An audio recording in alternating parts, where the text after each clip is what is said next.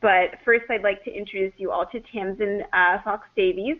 She's a small business evangelist for Constant Contact, and she'll be presenting the topic today. And honestly, she's the best person to do it. She's an email marketing guru, and she basically knows everything there is to know about email marketing, so you're all in great hands. So without further ado, Tamsin, the floor is yours. Thank you, Sarah. I was really excited to be asked to do this series of webinars with Customer Focus. They've been really great fun so far, yeah, I hope that some of the people who are listening to us live right now have actually been on some of the other webinars as well. I know that we've had some great questions and some great interaction, and it sounds like people are really getting to grips with their email marketing, which makes me very, very happy, because it is really a passion of mine. And the reason for that is because it is just such an effective tool.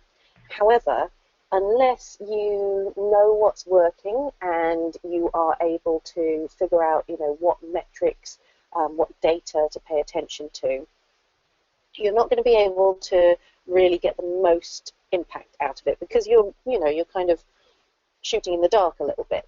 But so we want to make sure that you have the ability to actually identify the metrics that really matter, work out what to do with them, and know what they mean as well, because in the industry people bandy around all sorts of different phrases, and I think unless you are, unless you've done a lot of reading up on the subject, you're not necessarily going to know what those things mean, or even how they influence your business and what you can do about them. So we're going to get through some of that stuff today. If you are a huge data geek and you love diving into highly complicated spreadsheets with VLOOKUPs and pivot tables and all that sort of stuff that I know exist, but actually don't know how to use myself, then some of the stuff that we're going to be covering you'll probably find very kind of self-explanatory, kind of elementary level. But what I want you to then pay attention to is where you can get the pieces of data, because you'll then be able to take them away and process them to your heart's content. For everybody else, who is not necessarily a data fiend, so what I think of as normal people, because I don't understand how anyone, how people's brains work. They can do all that stuff. It's great, but I don't understand it. Yeah, the stuff that we're going to be covering will make a lot of sense to you, and you're going to see, okay, so if I look at this, if I see that, then I know that it means this. So that's really the stance that we're going to be taking here today. So I want to start off just by giving you some contact details for me, if this is the first webinar that you're joining us on. So you can find me on Facebook at facebook.com/smallbizmarketingmentor, and also on Twitter at TamsinFD, TAMSINFD. And my email address is up there for you too. The best way to get hold of me is generally Twitter, because I can access that and get back to people while I'm out and about. And I would love to hear from you with any questions that you have, any comments, if you've enjoyed this session, what are the things that really stood out for you, all of that kind of stuff, because it will help us to improve our education that we run for you as time goes on. So just a bit of a recap on how Customer Focus and Constant Contact work together. Basically, you've got Customer Focus as the engine that runs your business. It processes all your orders for you, and managing your stock and all of that good stuff. You all know this. And the way that Constant Contact amplifies that is that with the connection between Customer Focus and Constant Contact, you're able to actually look at, say, the buying behavior of different groups of customers that you have, pull them into individual contact lists within Constant Contact, and then send targeted marketing campaigns directly to those people, and then see all of the reports and analysis and that kind of stuff that we're going to be sharing with you right now. So why are we doing this session today? What was the real reason behind it? Well, we know that there's reports and analytics, right? We know that this information is there, and I'm going to help you try and shed a little bit of light into how those things work and how you can use them to your best advantage. And when we asked our small business customers, because that's the majority of Constant Contact's customers, and we survey them on a regular basis, we found out that actually 75% of small businesses believe that having good reporting and analytics provides a business advantage, and that 67% felt that understanding that data and being able to use it properly would actually help them retain customers as well. And as I've mentioned on some of the previous sessions, and that I never get tired of telling people because I think it's so vital, your retained customers are your most valuable customers, because the people that come back to you over and over again are going to be the ones that ultimately spend more money with you. A repeat customer spends on average 60+% more than a new customer. So if you can connect with those people, if you can encourage them to come back to you, then bingo, you're onto a winner. You've not had to pay to acquire them. You've not had to do a lot of whole outreach marketing. It's more nurturing marketing that you've been doing with them, and they already know, like, and trust you, and they'll also refer other people to you as well. So that's a huge benefit that reports and analytics can give you. So let's look in a little bit of detail at how it relates to your marketing and specifically your email marketing. At its core, any kind of marketing is about getting results. So we want you to get a physical and measurable response from your marketing efforts. So we're not talking about brand awareness. Brand awareness is a good thing. Nobody would argue with that. But brand awareness on its own does not pay the bills. It does not make you profitable. Okay. So what you need to do is you need to look at what are the things that I can do, what are the calls to action that I can put into my marketing messages that are going to move people closer to becoming my customer or my repeat customer. So think about that. Think about your customer's journey. How many of your customers will buy directly from your website? How many will want to contact you for a quote? How many want to see samples before they order from you? Any of these things might be true depending on the types of customers that you target and the industries that you specialize in helping and working with. So what you want to do with your marketing is move them down that process. You want to move them down that road, down that journey of becoming a first-time customer or a repeat customer. So that's what it's all about. You've got to have a call to action in every single marketing message, whether that's get a quote, order a sample pack, place your order now, call us for a free consultation, however you get people into the buying cycle. And then you've got to get them to take action from that message. So when we're talking about reports and analytics, these are two words that I've already used a lot. I want to just explain a little bit more what we mean by that. So reports are data. It shows you what's actually happening right now. How many people have opened this email? How many people have clicked on it? How many people have marked it as spam? How many people have unsubscribed? All of that stuff.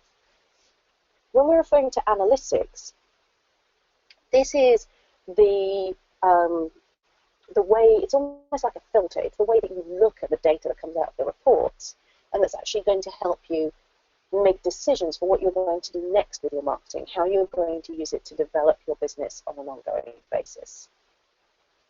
So within Constant Contact, there's a number of types of campaigns and then reporting for each type of campaign.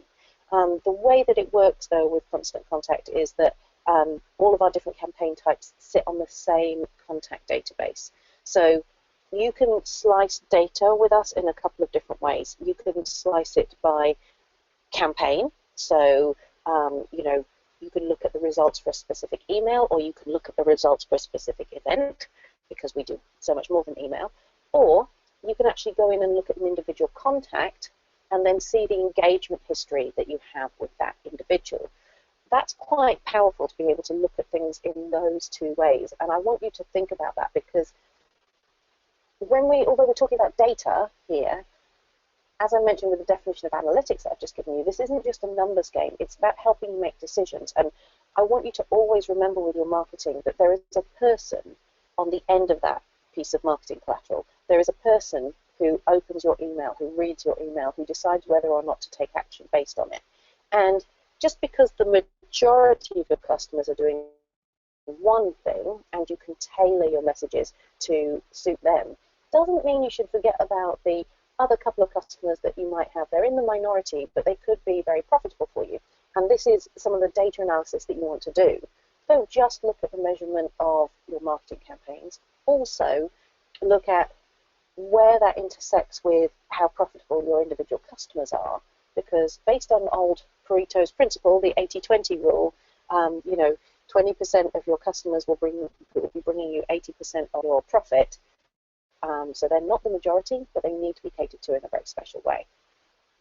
So with an individual campaign, this is just an example from our dashboard. If you've been running campaigns for a while and you logged into your Constant Contact account, it could look something like this. As you can see there's different things that can be measured with the different campaign types. We're going to focus on email, but I wanted you just to be aware of them, because the likelihood is that at some point you might want to run your own event, you might want to do a customer survey, and you might want to put out an offer or promotion. So let's look at email campaigns, okay? And I want to go into a little bit of information about which reports actually matter, because there's different reports for each email campaign that you send out. The one that most people focus on is the open rate. So this is how many people have opened your email, or how many people can we recordably say have opened your email. So that tells you which subject lines and topics interest your audience the most. Because remember, an open rate doesn't mean that they've read the whole thing and they've decided whether to take action on it or not. An open rate just means this many people have opened this email. And typically when we're reporting, we will report by percentage and number. And you want to bear that. Percentages can be deceiving. You might have a low open rate but high percentage of click-throughs. You go, oh, my click-through rate's really high, but that number could be lower than where you had a high open rate and a lower percentage of click-throughs. So you always look at both numbers. For me, I would say an open rate shouldn't be obsessed upon. Normally when people start email marketing, they get very, very excited about their open rate. Don't obsess upon it, because it's only an indicator of interest. It's not actually telling you who is going to take action.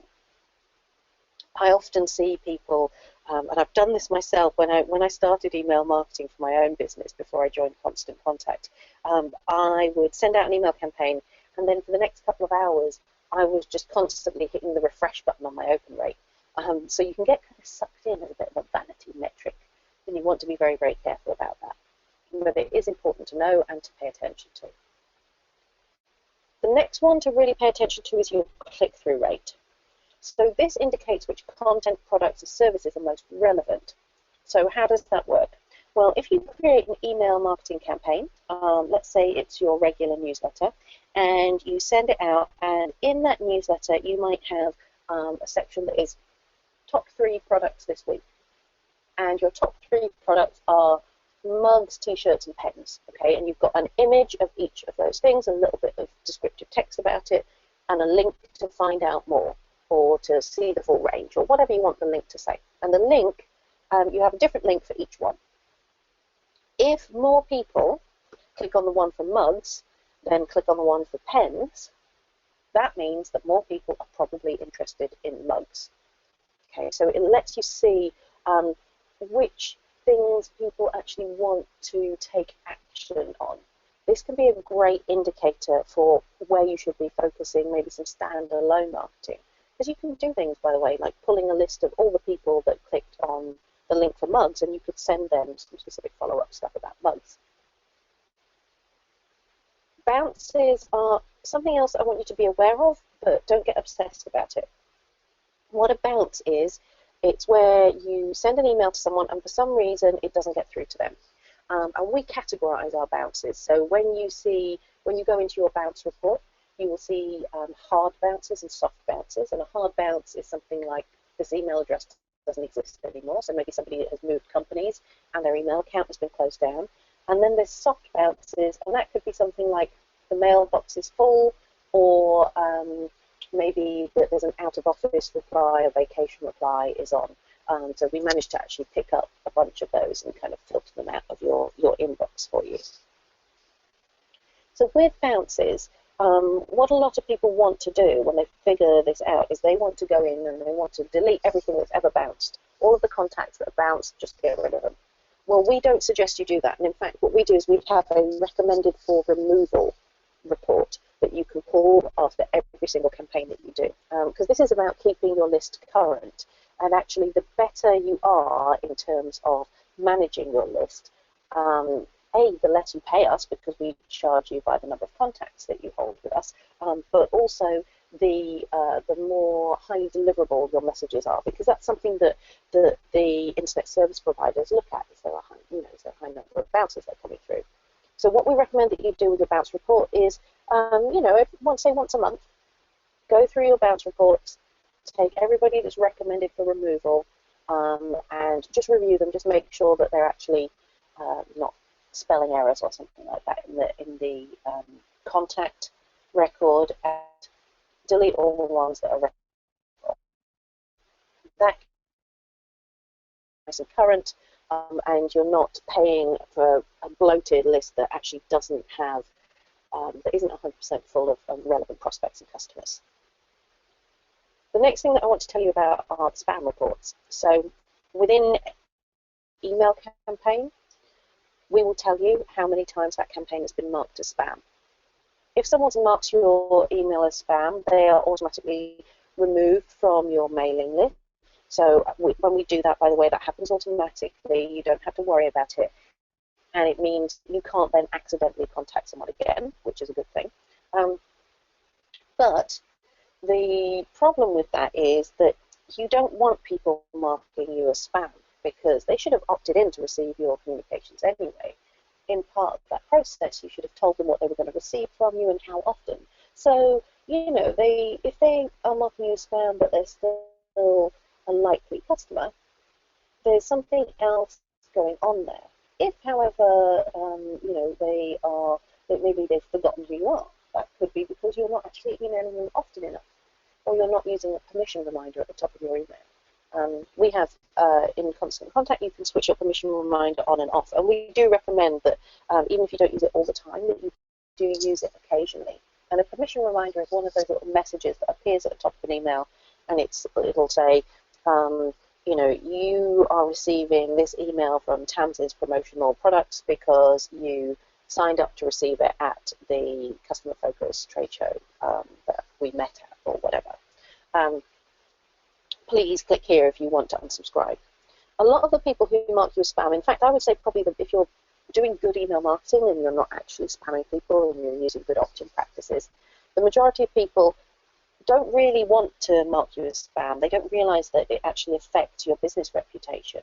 What they're trying to do is just unsubscribe quickly and easily. So it's always important to make it very, very clear for people how they can unsubscribe and make it easy for them to do so. Because if they choose to unsubscribe, the likely reason is that they're not actually a good potential customer for you.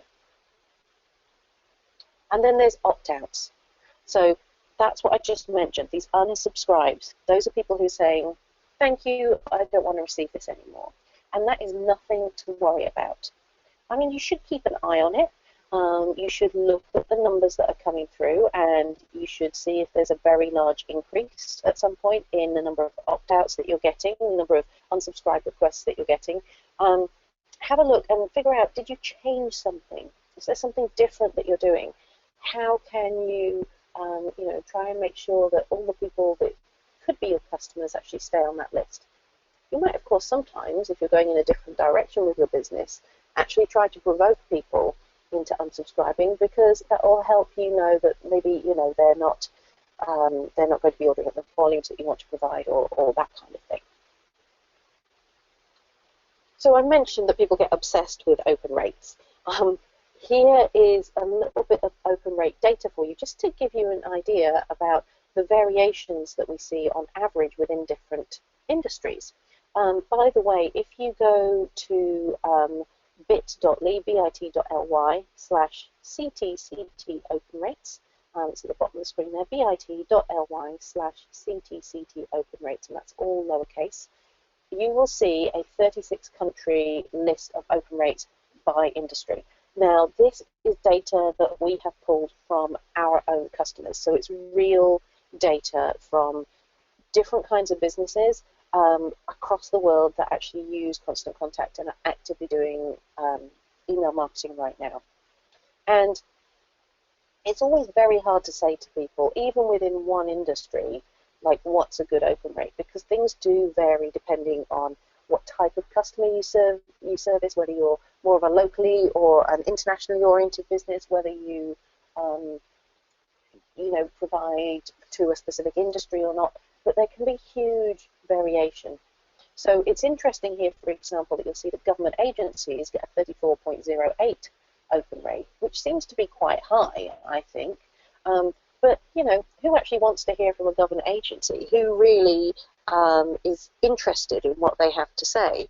Well, there's kind of keen to hear from interested, which I would argue they're not, and then there's scared to miss out on interested, which I would say that most people are. Because if a government agency is emailing you, the likelihood is that you need some of the information that they're sharing, and it makes you sit up and take notice, and you think, oh gosh, something might be going horribly wrong that I need to know about. This could have a big impact for me or my family or my business. So I think that's one of the reasons that they get such a high open rate.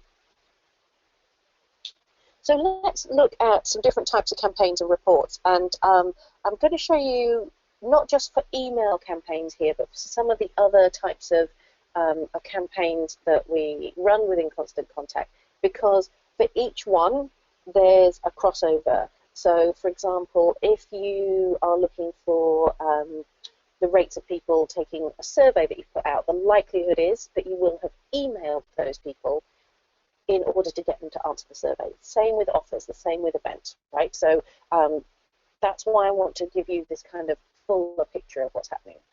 So with email, as I mentioned, you've got your open rates, your click-through rates, your bounces, your spams, and your opt-outs. Those are the main types of data fields that you'll see coming through in reports. In events, there's something very specific that happens. You want to know how many people have registered, but then also how many of those people have attended. That tells you an awful lot about your audience, by the way. So if you ever want to hold, say, for example, a kind of a favorite customers evening, I would urge you to actually set up an event page and get them to sign up online, because you'll be able to see how many people are responding, and then out of the people who book, how many people actually turn up. Instead of just kind of, what normally happens is you send around an email or you call some people and they sort of go, oh yeah, I'll come along, and then some people do and some people don't, but you don't have any numbers to figure out what's going on there. If you were charging for events, say you were doing a local trade show, say on behalf of the Chamber of Commerce or something, and you were helping to organise and sponsor it with a view to getting business from the people that attend, you can also look at, say, things like payment status and that kind of stuff. With surveys, you've got response rates, so the absolute did people fill it in, but then you've also got open rates and click-through rates for the email request that you put in for them to take part. And then with offers and promotions, this is quite interesting because there's the number of people that say they want to take up an offer. So let's say if you had a click here to download this coupon that you can redeem at the exhibition that we are going to be present at. So there'll be a number of people who take advantage of it, who download the coupon or the voucher, but then how many of those people actually go on to use it? And you get a drop-off at each stage. So understanding who they are is very interesting, because you'll find, like, well, there's this person, they were interested enough to download the voucher, but then they didn't actually use it. So what's happening there? How can we look at improving that? And then if you were helping out with a not-for-profit organisation or some sort of charity fundraising thing, or you have small charity clients, which I'm assuming a number of you will do, you can actually advise them a little bit too. So looking at things like funds raised and also the number of people that are actually donating. And then if you're doing good integrated marketing, you'll be using social media as well. So engagement is key. How many people are actually interacting with you? What's the click-through rate on, say, the posts that you put out on Facebook? And then, what's the ultimate reach and the number of fans or followers? Just to be aware, by the way, with social media reporting, that changes all the time. The way that Facebook reports its insights changes. Twitter have just announced that they're actually not going to report on retweets, which really annoys me because I like to know that. So there are ways that you can take greater control of the data that you have available, and social media is not one of them. You're kind of at the whim of the big networks who run those things. So let's go into detail with email. Let's say, okay, so what if? So let's say you're getting a high open rate but a low click-through rate. With a high open rate, brilliant. You're doing something very, very well there.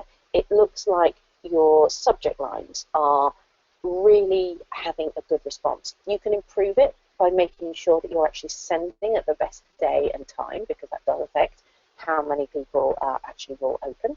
And also you can look at your open rates, your highest opening emails over the last couple of months, and actually say, okay, what was the commonalities with the subject lines? Were there any specific keywords that you used? What was it that made people open this email and not that one? And then you can go on to improve that. You can also look at segmenting your audience by interest. So say, for example, with our integration with Customer Focus, that's very easy to do because you've got all of the purchase details there, and you can have a good look into that and see whether you've got somebody who's consistently buying the same thing, whether they're buying a variety of things, and you can give people different messages accordingly. So if you're getting a low click-through rate, even though you've got a high open rate, you want to make sure that you can improve that click-through rate. So simple things, really simple. Have a strong call to action. We talked about that earlier. Just make it really obvious. And don't give people too many options, by the way. We've found that you probably only want to have about 3 links in any one email. If you give people too many choices, they're less likely to take action. In fact, the fewer calls to action, the better. You want just one and have it be really like, either do this or don't do this, but make a choice. And make sure that your email looks good on a mobile device, because most people are reading that way now. And do you know what? If they feel like it's too much like hard work to read it, they're not going to pay attention. But keep it nice and short. So then, what about if it's the opposite? If you have a low open rate but a high click-through rate? Right, low open rates. Similar advice to making a high open rate even better, but it's got to be even more important. So have a look at your timing and your frequency. A lot of the time, if people don't open emails, it's partly because you just don't email them often enough. Maybe you're only emailing every couple of months or so, and they've basically forgotten about you. They're not feeling like they've built a relationship with you, an ongoing relationship. You want to make sure that your subject lines are really good. The subject line is one of the key things that will help you get your email opened, and you want to try some different subject lines. A great idea is to actually split your list in half and send the same email to both halves of the list, and the only thing you change is the subject line to see which one works best. And then make sure that the content that you're sharing is relevant and engaging. If you always send people the same thing, if it's always the same offer, then they get tired of it. It's not interesting, it's not different. So how about that high click-through rate? Well, you can make it even better. You can make sure your links are standing out by the way they're formatted. Are they in bold? Are they centered? Are you using buttons? You can make sure that you're offering links to preferred content. So what we mean by that is, if you've got people taking action on your calls to action, on your links that you're putting out there, then a really good idea is to make sure that you're giving them access and you're promoting stuff that people already love, because then they're even more likely to pay attention to it. So, an email that gives people links through to your top 3 bestsellers, brilliant, right? That's more likely to get a good response rate. And then make sure that you segment your audience based on clicks. So the people that clicked on a specific link, so remember, we've got our example with the mugs, the t-shirts, and the pens. All the people that click through on the mugs, you can put them into a list that is interested in mugs, and you can send them more mug information. The people that click through on the t-shirt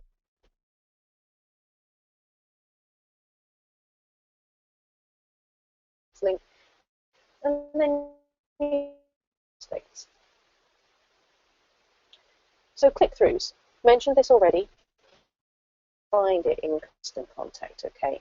When you click through, onto our click-through data for a specific campaign, this is what it looks like. So I mentioned about having those different links, and you'll be able to see how many clicks you got for each one.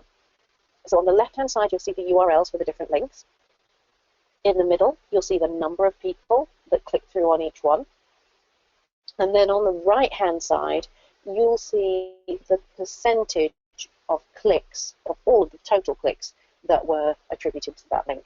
So from this, we can see one of them, we've got 57% of the click-throughs. That was a total of 12 clicks.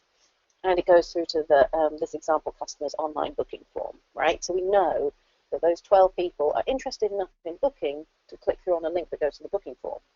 So what could you do with that?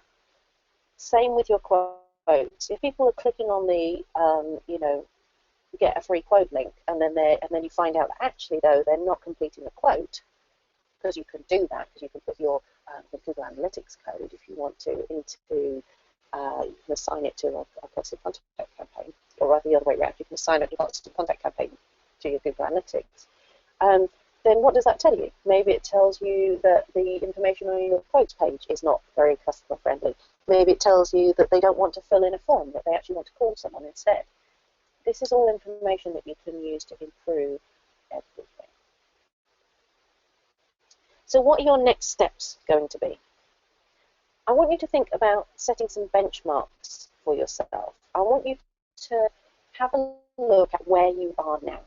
So whatever system you're using, look at maybe your last 3 emails, assuming you've been sending one a month. If you've been sending more, then go to the last 3 months is a decent amount of data.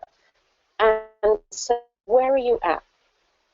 Look at how you want to improve, okay, and set some targets, and then decide how often you're actually going to review those reports and tweak things. Don't be tweaking things every 2 minutes, because the problem with that is that sometimes trying a new strategy or trying a new technique takes a little while to bed in. Sometimes you will get an instant response. You change the button so that it's not at the bottom anymore, it's at the top, and change the color of it, and you get a 20% increase in people clicking through to order now. Right? That may happen. But sometimes people are used to seeing things in a certain place, and so when you change stuff up, it's a little bit confusing. Or you might get an initial spike, but that's just people being curious. It's not necessarily people giving you the purchase signal. So decide how often you're going to review, and just put a note in your calendar. I have a lot of reminders in my Outlook calendar. I love the reminders. It tells me when I need to check up on this stuff. And as I mentioned before, when I talked about split testing, the best thing you can do is to change one thing at a time. Because if you change everything all in one go, you actually don't know exactly what it is that made the big difference. And in fact, you might be reducing the performance of one aspect.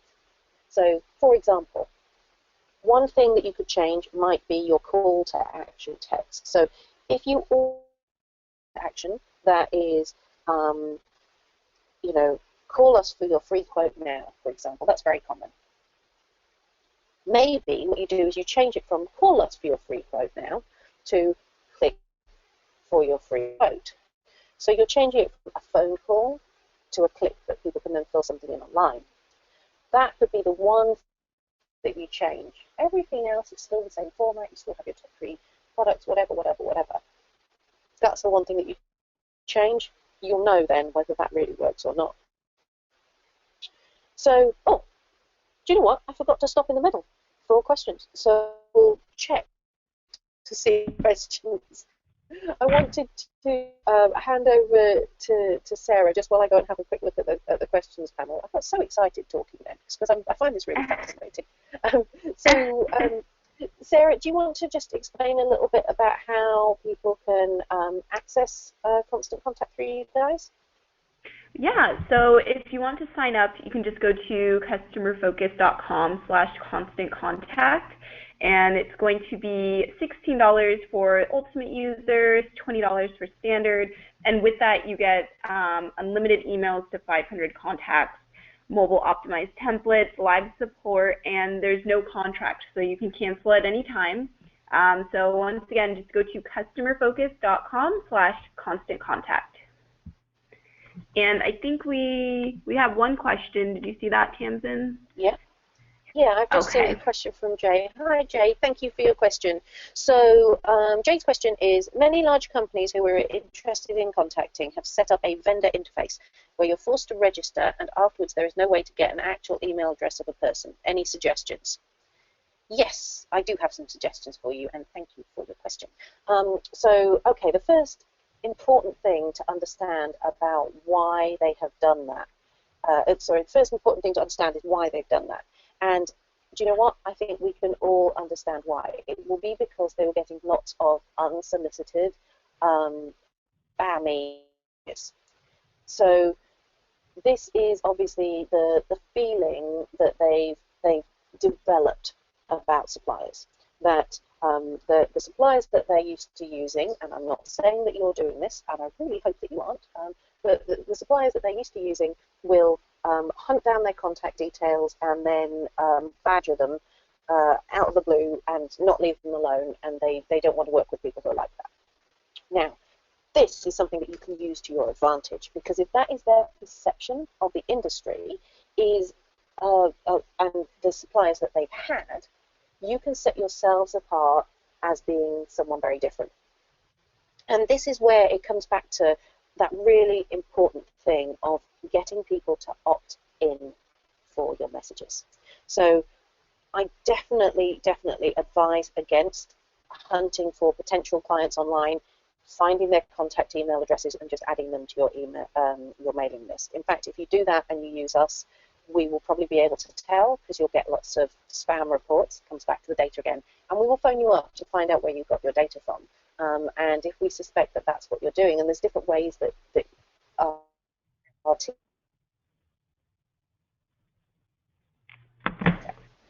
that's not to say that we do not want your business, because absolutely we do. But what we want to do is to help you to do things the right way. So the first thing is that you have to be offering something that's really useful and valuable. And have a think about, what do they want to receive from you? What's actually a useful communication? And then you have to work out whereabouts they're kind of hanging out and sort of pop up in front of them. So there's a number of different ways that you can do that.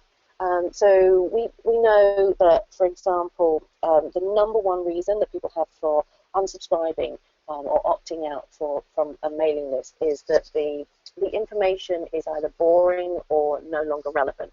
So if you're sending out emails that just look and feel and sound exactly like everybody else in your industry, and it's, I know that a lot of you are in effect selling exactly the same products, maybe you have slightly different product mixes, but a lot of it's very, very similar. What sets you apart? Well, it can't just be price. It can't just be price. It has to actually be service. It has to be your personality. It has to be the way that you deal with them. It has to be the fact that they know, like, and trust you. So this is where we would suggest that you use something like what we call a lead magnet. So a lead magnet is something that you can offer that encourages people to sign up for your list. So have you ever seen those websites where they'll say, get our free report and just sign up with your email address here, or get our free 7-day e-course, sign up with your email address here. Those things are lead magnets, and there's all sorts of ways that they can be created and all sorts of different types of content that you can put into them. Now, I would suggest that you need to think about something like that, but it doesn't have to be boring, and in fact, please help me, it shouldn't be. And I bet that there's something that you can put together, or have someone help you put together, that would really grab their attention. So what is it that your customers want to know? You're providing promotional products, so they are buyers of promotional products. And I bet that they are as tired as you are of seeing exactly the same thing with a logo on it. This is one of my bugbears, actually, is people who don't put any imagination into their promotional products. And I know that you're able to help provide that, those ideas. So how about something like you could put together a simple PDF that was 50 great ideas for unusual and interesting promotional products that will ensure your customers remember you. It could be a mix of interesting products, so products that are new or different in themselves that obviously you supply, or it could be different ways. So, for example, we decided that a couple of years ago that we wanted to get some mugs for some of our customers, and I said, right, why don't we do this? We'll get a designer, we'll give them the idea, but we'll get a designer to produce a graphic that we can put on the mugs. And what happens is that as they're drinking their cup of tea or their cup of coffee, there's a little measurement gauge on the side, and as they're going down, it tells them what they should be doing with their newsletter. So it starts off with picking a template and then branding it up with their logo and colours, and then goes right the way through choosing a subject line, inserting a good image, all of that stuff. So it's a mug, but it's also a guide on how to do good email marketing. And the message on there that went with it was, do your next newsletter in the time it takes to drink a cup of tea. More interesting than a mug with a constant contact logo on it. And you will have so many ideas for that sort of stuff. So many, you and your team. And I think that most of the people that you'll be dealing with probably aren't as aren't as creative as you could be with the ideas for promotional products. So there you go. I hope you do that.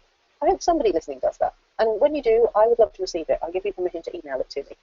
I would love to actually have a look and see how that comes out, because I could do with some more cool ideas for promotional products too. So have we got any other questions that people want to ask? Please go ahead and type them in. As you can see from Jay's question, it doesn't have to be exclusively about the measurement side of email marketing. I'm happy to take any questions that you might have.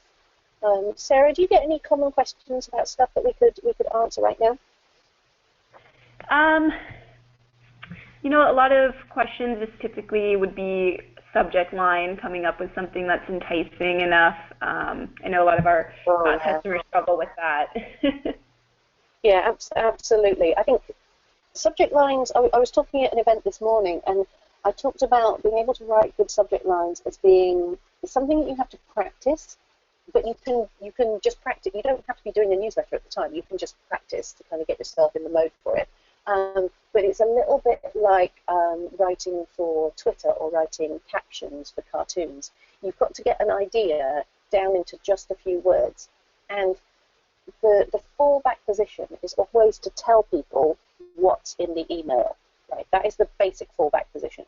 So if your email includes this week's bestsellers, tell me it's this week's bestsellers.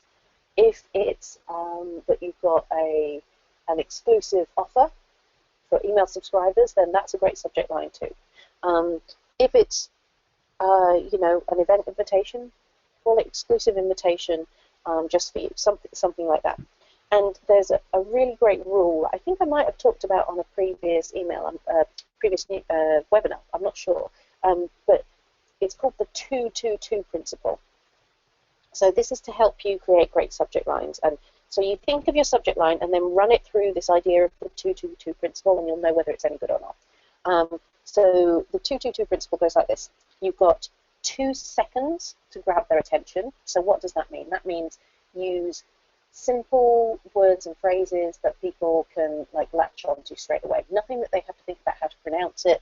Don't use anything in a language that they're not necessarily going to know, all of that kind of stuff, right? So we've got 2 seconds to grab their attention. The next 2 is this. It's the fact that the first 2 words are the most important. So if you want to invite people to an event, then make the first 2 words exclusive invitation. Don't say, This week, we have a great event that we'd love you to come along to. Right? People don't read that far ahead. They'll be scanning those first 2 words and then decide whether they're going to just delete it out of hand or they're going to bother to read the rest of the subject line. Not even know the email, but read the rest of the subject line. And then the third 2 is that you've got to get them to take action today. So why should I read this now? Because you want them to pay attention right away, don't you? I mean, there's no good them just sitting on it for months and months and months. You want them to take action right away, and that action should be something that moves them closer to becoming your customer. So it's 2 seconds to grab their attention. The first 2 words are the most important, and you've got to get them to take action today. It's a little bit clunky with the today, but you will remember it. That's really good. No, I think that's really helpful. You are welcome. You're welcome. I'm thinking if we don't have any other questions at the moment, I'll just invite you to contact me on Twitter. Tweet me your questions. I'm at TamsinFD. I'd be more than happy to answer them. In fact, I'm going to have a cup of tea and check my Twitter feed when I get off this webinar. But otherwise, I'm very grateful to have been with you again today. I really enjoy these customer-focused sessions, and it's a pleasure to speak to you. And I hope I get to see several people who are listening at the customer focused show in January, because we're going to be there again this year. Well, this year, 2016. I'm looking forward to it. Yeah, thank you, Tamsin, for another great webinar. I think it was really helpful. A lot of great insight for you guys out there. And once again, if you want any more information on how to sign up for Constant Contact, you can go to customerfocus.com/constantcontact. And if you came in a little bit late on this webinar, don't worry, we'll be sending out a recording for all of you who registered. All right, well, if that's all, then we are finished for today. Thank you again, Tamsin. Thank you, everybody, for joining us.